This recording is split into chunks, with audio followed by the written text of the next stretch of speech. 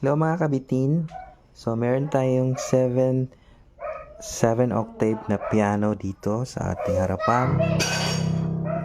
First octave, second octave, third octave, fourth octave, fifth octave, sixth octave, and seventh octave.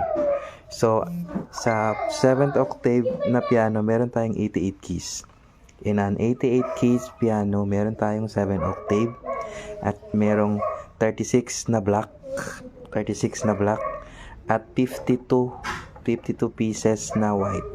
36 yung black, 52 naman yung white. So equivalent to 88 keys. Sa 88 keys, meron tayong 7th octave.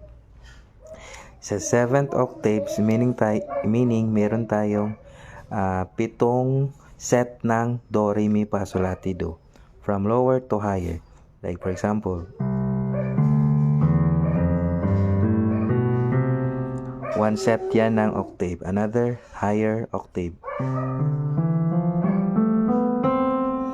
Another. At pataas ng pataas. So 88 keys have 7th octave, 7 sets of do, re, mi.